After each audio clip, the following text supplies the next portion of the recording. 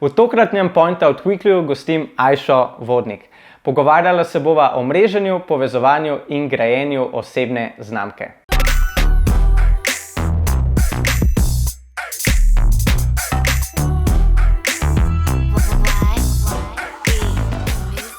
Živjo in dobrodošla v novi oddaji Point Out Weekly. Danes je z mano gostja Ajša Vodnik. Živijo, Ajša? Živijo. Ja. Ki je generalna direktorica AmCham Slovenija, to je ameriško-slovenska gospodarska zbornica v Sloveniji, in organizirate različne dogodke, projekte in predvsem povezujete ljudi. Hkrati si pa letos, oziroma lani, kako je? Letos, s 1.1. postala podpredsednica AmCham in Europe. In hkrati tudi pred leti si tudi bila soustanoviteljica TV Paprike, ki so potem leta 2007 tudi prodala. Tako da jaz mislim, da danes gostim eno super gostjo, s katero bova govorila o mreženju, povezovanju in grajenju osebne blagovne znamke. Tako da s tem v mislih bi ti pa zastavil kar prvo vprašanje. In sicer, kaj je zate, kako ti razumeš mreženje in povezovanje? Mreženje, grajenje kvalitetnih povezav, pri čemer obstajajo številne teorije, ampak jaz nisem pristaš nobene od njih, predvsem na tistih, kjer si narediš mrežo, pogledaš, katere ljudi že imaš, katere ne, zelo selektivno razmisliš, kdo je naslednji, tako da meni to ni blizu. Kar jaz mislim, da je mreženje, da te ljudje iskreno zanimajo, zato ker se mi zdi, da pogosto se naučimo ljudi, ki mogoče nimajo tako flashy, zanimivih nazivov, ogromno. In predvsem spoštovanje drugih ljudi. In to, da ti je mar in da z njimi gradiš odnos. Ne, da so oni tvoj naslednji korak do tvojega cilja, ampak da iščeš sinergije, kjer boste skupaj lahko ustvarili nekaj več. To je zame mreženje v žlahtnem pomenu besede. Če pa zelo razmišljaš o tem, pa mislim, da lahko marsikdaj narediš kar veliko napako, ker si preveč interesno usmerjen. In tukaj vidim, da po teorijah ne bi bilo tako, v življenju pa jaz mislim, da je popolnoma drugače. S tem misliš predvsem k ciljem, kaj je tvoj cilj, kaj je ta naslednji korak usmerjen in potem nekako krajšaš poti ali pa celo slabo sliko o sebi narediš, ko se mrežiš? Ne mislim o tem. Mislim, da kdo zelo, tako, če gledaš malo te teorije mreženja, ti zelo veliko krat reče, ker imaš dost ljudi iz marketinga, pozab na te, pa je traješ v financah, jih nimaš dost. Jaz mislim, da pač v življenju odnose gradimo, zaupanje gradimo in da ne sme biti to samo in zgolj interesno usmerjeno. Ker meni se je velikokrat v življenju zgodilo, da sem srečala ljudi, za katere mogoče v tistem trenutku nisem vedela, zakaj so v tistem času v mojem življenju, kaj lahko skupaj dobrega naredimo. In predvsem je to ključno, da ne gledaš samo na svoje cilje, ampak da gledaš, kaj boš naredil več. In recimo AmCham Slovenija definitivno je ena poslovna skupnost, kjer poskušamo tovrstne odnose graditi. Mogoče v tistem kvartalu ne boš prodal več, ampak čez 2 kvartala se ti bo pa nekaj čist novega odprl. In tukaj vidim moč mrež, kvalitetnih mrež, kjer se razvijajo povezave, človeški odnosi, ne pa zgolj interesno usmerjene želje, doseganje lastnih ciljev, ne pa ciljev mogoče splošne, širše skupnosti. A se morda spomniš, kako so se midva spoznala? Ti si bil meni od nekdaj zelo zanimiv, zato ker si bil malo na faksu, malo si, delal si, pa me popravil, ampak mislim, da si delal magisterij, doktorat. Magisterij, ja. In me je zelo zanimalo, ker si imel zelo ideje, kako povezati od širše in kaj je pomenilo za tiste, ki so bili v tujini, da so prihajali nazaj.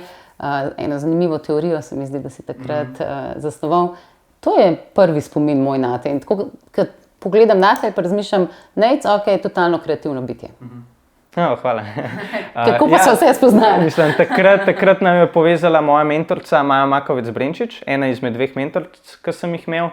In takrat sem prišel do tebe, ker sem raziskoval možnost, kako to Ameriko, Slovenijo povezati preko koncepta novih argonautov in kako bi Maja me takrat usmerila nate, ker bi imela kakšno kakovostno povezavo tudi zame. In takrat, če se ne motim, smo ti tudi povabila v AmCham Young Potentials.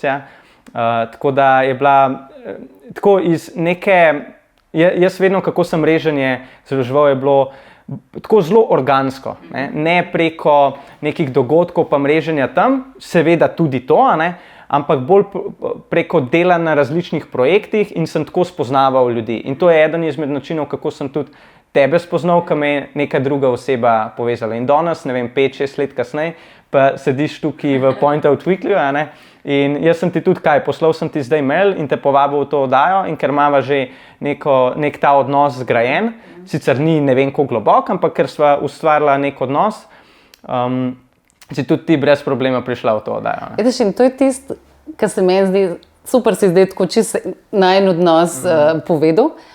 In to se mi zdi tako, saj nisi takrat prišel z namenom, da bo šel pa zdaj ti v nek program, ker nisi mogel vedeti.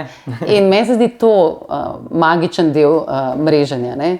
To, da si pustimo priložnosti, da se znamo poslušati, da znamo opaziti zanimive ljudi in potem ne vemo, kam nas to pelje. Ampak če smo pa pri tem spoštljivi, pa po mojem nas tako pripelje zelo daleč. Tako da, kar je bilo meni danes v veselje, je tudi, ko se spomnim, da smo pol sodelovali, da rastete, da imate vedno več zaposlenih, ampak da imate še zmeraj tisti dober podjetniški vibe. No. Tako da zelo nerada zdaj zadnje čase pristam na intervjuje, ker je res tega kar veliko in preveč, ampak ko si mi pa ti napisal, sem mi zdaj, lej, the best so, ful so inovativni, lej, ja, seveda, mi je včasih biti tukaj. Super.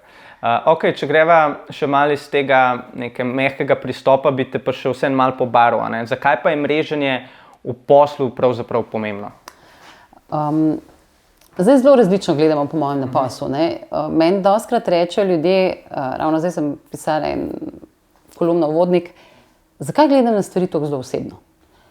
Zato, ker jaz mislim, da konec dneva posel je oseben. Pa ne, da včasih tudi razumem, da kakšni delajo kakšne stvari iz strahov, da kakšni nočejo priznati kakšnih stvari, pa jih potem naredijo. Ampak vendarle se mi zdi, da na koncu štejo tudi te odnosi. Bo zanimivo zdaj, glede na to, da nas vedno bolj nadomeščajo boti, roboti in tako naprej, ne? Kaj bo ta emocionalna empatija in tako naprej sploh še dal. Ampak če mene vprašaš, je to edina človeška prednost pred vsemi digitalnimi rešitvami in storitvami, je ravno ta empatija, emotions in vse te stvari, ki jih mogoče roboti ne znajo še čisto dobro narediti. Vprašanje, do kdaj bo možno, da ne bojo, ne? Ampak vendarle se mi zdi, da ta nezaznavno človeško je ful pomembno. Tako da zakaj v poslu to pomembno? Zato, ker jaz še nikoli nisem nič naredila brez, da bi se mogla z nekom nekaj zmeniti. Res je, da sem, ne glede na to, in ena dobra knjiga, ki mi je res všeč, To Sell is Human od Daniela Pinka, zelo v redu, v smislu tega, da mi kar naprej nekaj prodajamo in vzema tudi stran to negativni prizvok prodaje, ker pa nas je kar malo prej, prodajaš mi, to je nekaj slabega, absolutno ne. Vedno prodajamo, pa če prodajamo otroku, kaj bomo tisti dan jedli, če se dogovarjamo, kam bomo šli na počitnice, vedno poskušamo ali produkt prodati ali pa en del svoje ideje. Tako da v tem vidim, zelo mi je spremenil pogled na prodajo, ampak prodajaš konec dneva vedno ljudem. Tako da jaz mislim, da v poslu je ključno, da ljudi poznaš. Prvo je to, da tudi lahko skleneš kakšen posel.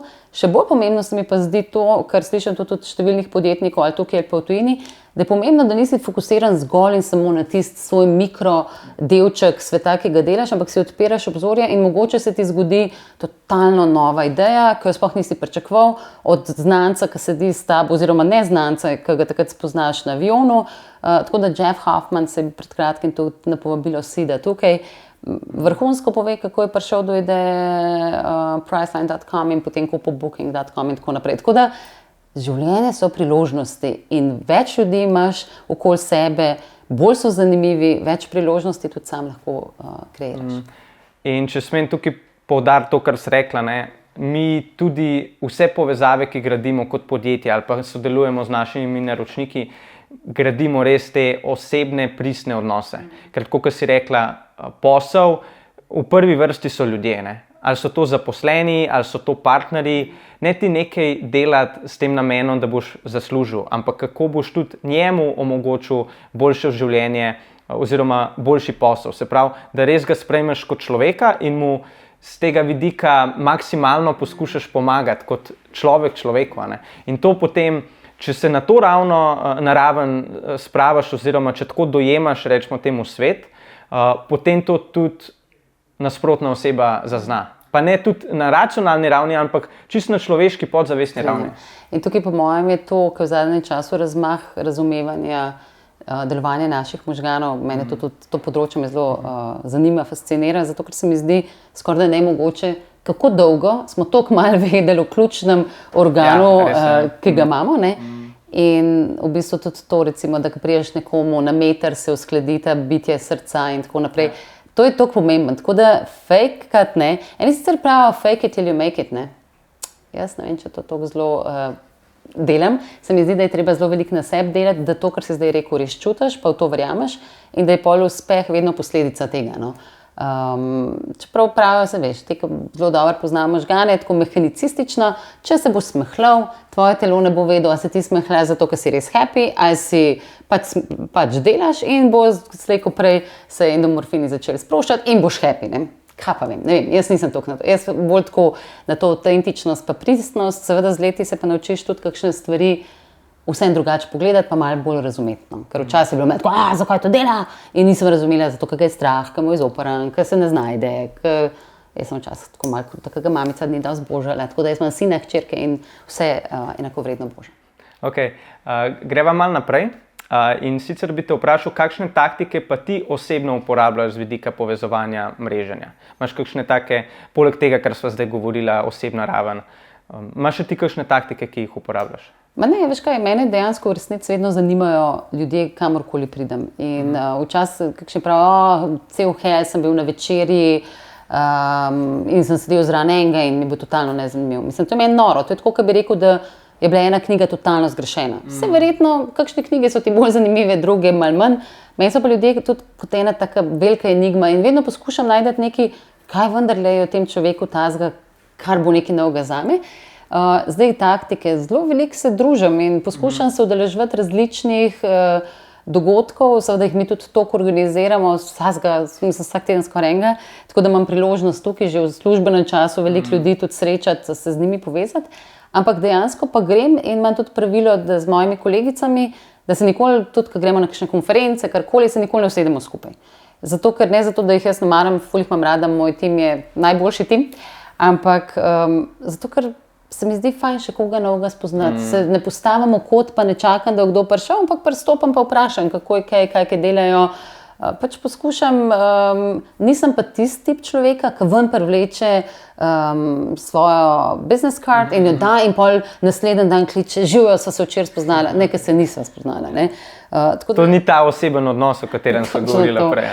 Tako da to mene včasih tako, please, ne mi tega delati, ne me imeti tako, po kluku sem, ne vem, ker kakšni pravijo, treba jih imeti, koliko, ne vem, na vsakem dogodku 5 novih, ne.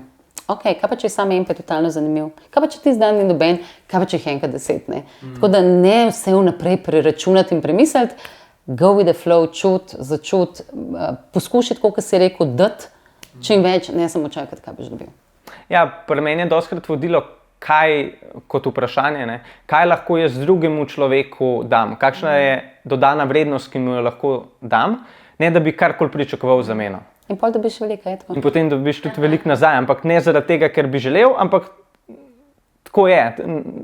Mi smo članska organizacija kot MČM in res, ko sem jaz začela, mi je bilo tako čim več, no se mora biti čim več, ne. Zdaj mi je pa zelo pomembno, kdo je zraven. In mi imamo 5 vrednot, ki so mi res, v moji pisarni so čez celo pisarno te vrednote. Pa ko sem bila podjetnica, ti priznam, da mi je bilo tako, right, vision, mission, mislim, kaj, zdaj je to kar neki, te vrednote, dajmo nekaj napisati, ker to pravijo po teoriji, da je dobro, ne, jaz sem delala magisterij z managementa, tako da sem vse te teorije poznala in jih poznam in tako, dajmo to napisati, ampak pol daš to nekam v predal in nikoli več ne vidiš, ne.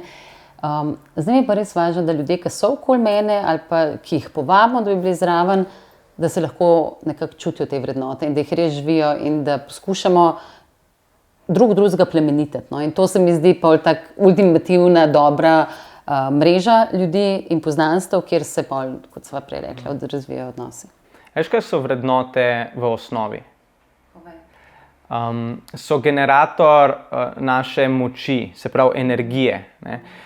In zato, zakaj ljudje kdaj, mogoče taka malo neumestna, ampak zelo pomembno je, da izhajamo iz svojih vrednot, ker so ta generator naše moči oziroma energije in velikokrat delamo zadeve v nasprotju z našimi vrednotami.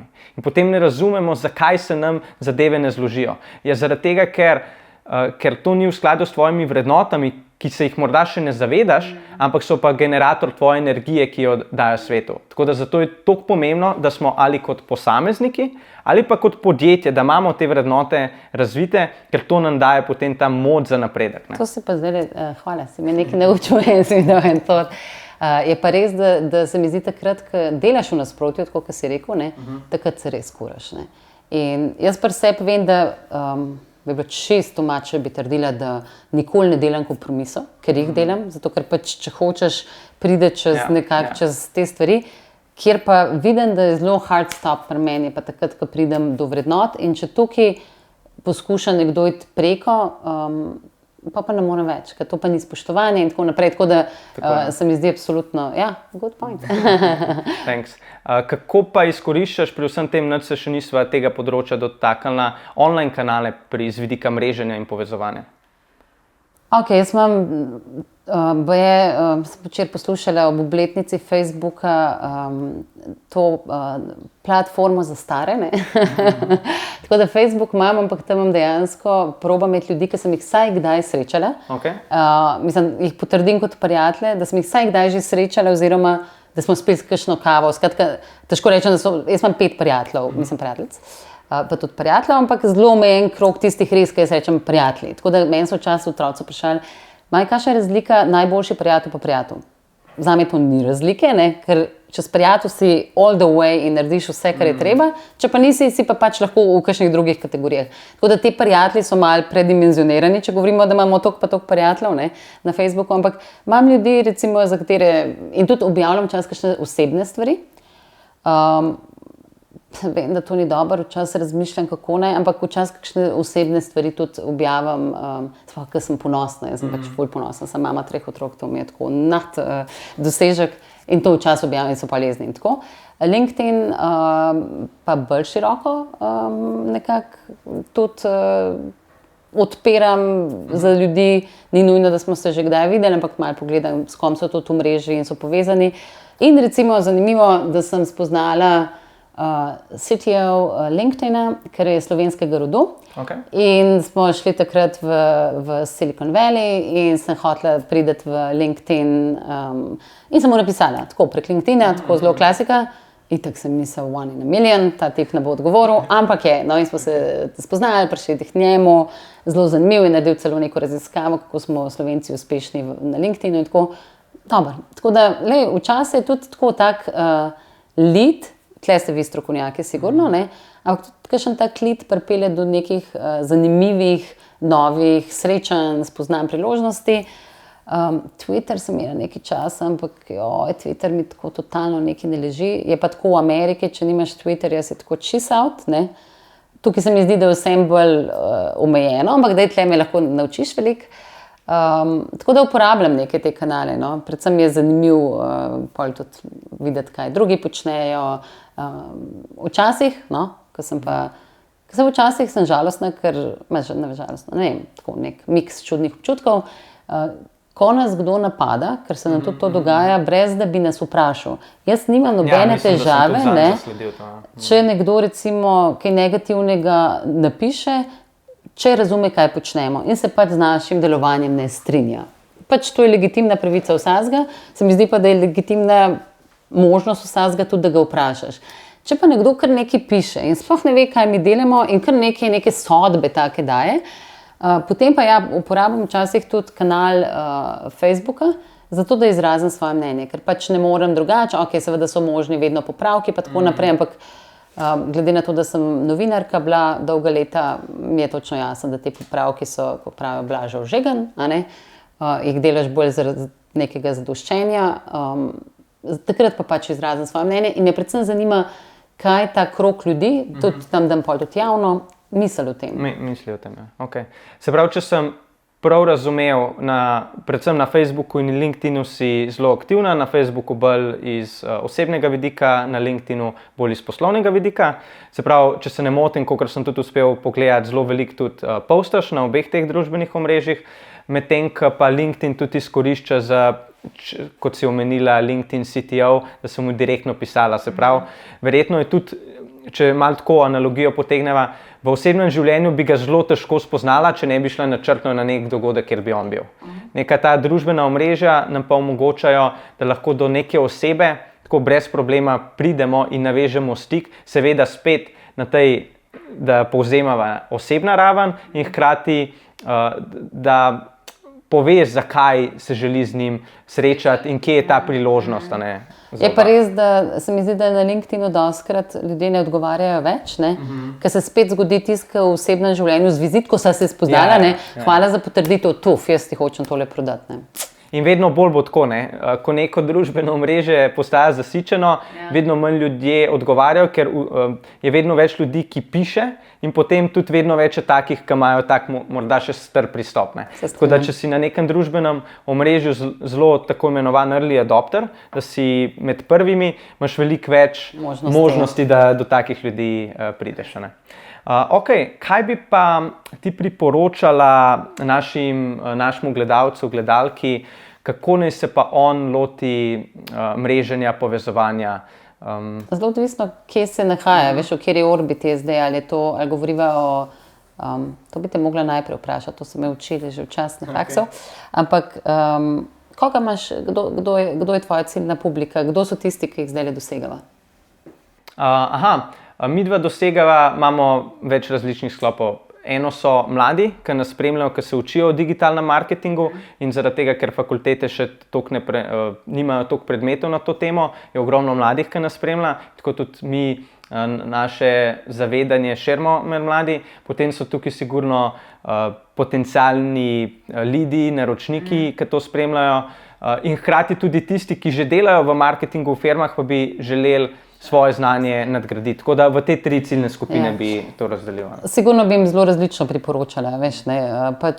Mi mreže, kot smo mi, recimo kot je MČM, ki dela številne dogodke, ki so načeloma povezani zelo z vsebino, so gotovo ena priložnost, da prideš in na lažji način, tako kot so prej rekla early adopter na LinkedInu, bi lažje vstopil v neko mrežo ljudi, ki je že tam, ki je že vzpostavljena in potem lahko tukaj nadgrajuješ s svojimi povezavami in tako naprej. Tako da, sigurno je to ena od priložnosti, zakaj ima smisel biti v različnih združenjih, v različnih skupinah, pa tudi, če govorimo o tem, da si salsa dancer, ne vem, karkoli že pač rad počneš in kjer bi se rad še nadgrajeval. Zdaj, v poslovnem svetu se mi zdi, da je zelo smiselno, da najdeš te skupine po eni strani, ki so specializirane, ne vem, združene za to in to, ampak po drugi strani, kar pa recimo mi opazimo pri Young Professionals, je pa ravno to največja zgodba, da so ljudje iz toliko različnih področij, da se ne pogovarjajo skozi samo o eni stvari, ampak se zelo različne stvari lahko zgradijo in se tukaj generirajo tudi poleg novih poznanstev, pa pač priložnosti tudi, po mojem mnenju, zelo različne ideje in ti drugače zapelje tvojo glavo, kaj te zanima. Tako da, po mojem je zelo odvisno, kaj si v bistvu res želiš. Če želiš rasti na nekem področju, pa mogoče greš bolj specializirano, ampak še vedno si puščaš odprta vrata, da kjerkoli, ne vem, zaradi mene na poti na Šmarno nekoga srečaš, ki ti je totalno zanimiv. Mislim, da je bohecan, ampak jaz sem zadnjič šla si urejati nohte in sem spoznala žensko, ki mi je razložila vse v čebelarstvu. Zaradi tega, ker ona pač, in pač jaz bi se lahko z njo pogovarjala zdaj 10 minut, mislim, pol ure, koliko časa to pilijo, bi se lahko pogovarjala o tem, zakaj je dobro imeti rdeče ali pa zelene nohte, kakor hočeš, ampak mene pa zanimala ona in mi je bila totalno zanimiva ženska, ki se ukvarja s čebelarstvom in nisem vedela, kako se te družine snujejo. Zdaj, to lahko vse pol preneseš na analogijo s poslom, če pač te zanimajo stvari. Tako da tista, stay curious, je meni tako dobra bila od Steve Jobsa, totalno dobra. Težko rečem, da se, tamle vidim, imaš knjigo, eno boljših od Steve Jobsa, kako je komuniciral, ampak težko rečem, da bi se z vsemi vrednotami, tako kot sem brala, ga nisem nikoli poznala. Seveda, strinjala, ampak komunikacijsko gledano je bil pa mojster. No? In to, da ostaneš radoveden, je po mojem ena od stvari, ki ti generira pol nove priložnosti.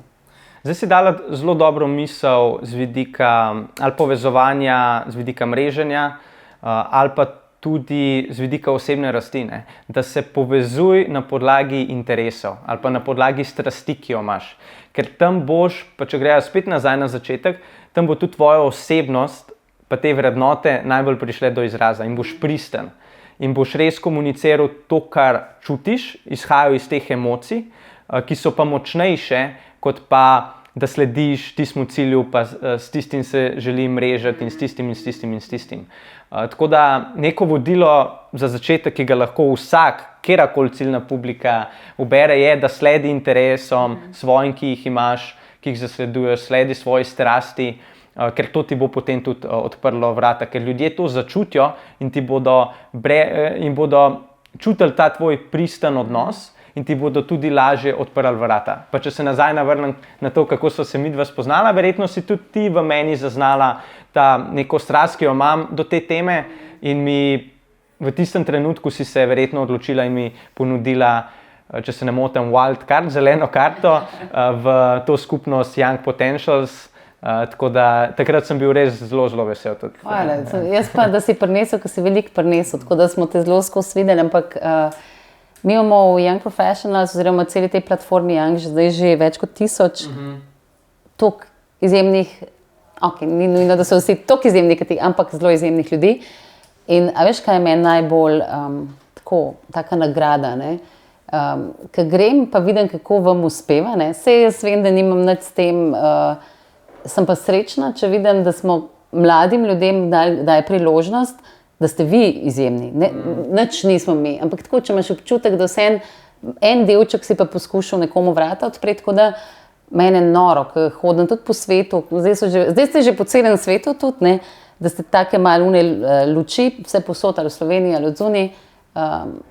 Jaz sem tako, prav, da sem prevelik patriot, ampak res imam rada to državo in ko pa vidim izjemne Slovence, mi je pa tako, wow, res. In ta platforma je že kar nekaj ljudi takih imela in mi smo, vem, da neverjetno bogati zaradi tega.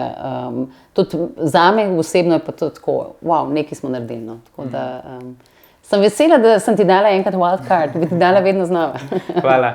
Ja, tudi meni, ko sem prišel v to skupnost, vedno mi je bilo tako, wow, kakšni posamezniki so not, toliko pozitivne energije, kot je tukaj, res super. In ja, te posamezniki, ki so vsak strokovnjak na svojem področju. In super, super osebe. Ok, za konec, čisto tako vprašanje. Kakšno knjigo, ki bi jo priporočala ali pa slediš kakšnemu podcastu, ki bi priporočala našemu gledalcu, gledalki? Eno si že umela? Ja, okay, ampak niti nimam nek list of books. Tudi tako zelo sem, tako kot pri ljudeh, full curious in kar je malo moj fetiš. Ko potujem na letališčih, totalno letim vedno tiste knjige, sicer gledati, kaj je zdaj in kaj je out in tako. In se polkrat tako zelo navdušam in jih kupujem in noro, mislim, imam kar že tako številne knjige na moji nočni marci, lahko bi jih več brala, ampak mi čas zmanjka takole zvečer. Morda s to tematiko tudi v zvezi, če imaš kakšno tako knjigo? Ničemer ne sledim, ampak drobce pobiramo do vsega. Ful mi je zanimivih, mislim, tako se mi zdi tudi sploh, jaz sem še bolj doma, kot da bi rekla mreženje, me zelo profesionalno zanima komunikacija. Tako da tudi na ekonomskem faksu še vedno predavam. In mi je to super, da ohranjam neko to, kako na kakšen način komunicirati in predvsem učinkovito komunicirati. Tako da tega je toliko, jaz mislim, da te knjiga kar najde, no. Tako da mi je zanimiv tale tvoja Secrets of Steve Jobs, tako so mi dobri taki pointi noter, ampak vsaki najdem nekaj, pa ničemur ne sledim slepo, no. Tako nisem zdaj pa jaz pripadam tej teoriji mreženja, tej teoriji komunikacije, ampak drobce vsega nabiram. V zadnjem času sem pa čisto nora na te neurologijo in te stvari, to me zdaj totalno okupira. Jaz sem bil tudi 3 leta nazaj, 4 leta sem res se posvetil tej tematiki in mi je bilo top. Zdaj pa kar veliko že vem, ampak to hitro tudi tukaj napreduje, da vedno kaj novega lahko zveš. Ok, s tem smo prišla do konca današnje oddaje. Hvala ti lepa. Hvala, ker si bila z mano. Hvala tudi tebi, ki si bil z nama. Če imaš še kakšno vprašanje za Ajšo, ga spodaj napiši v komentar. Oziroma bo Ajša nanj tudi z veseljem odgovorila. Tako da hvala in se gledamo, poslušamo zopet naslednjič. Čao!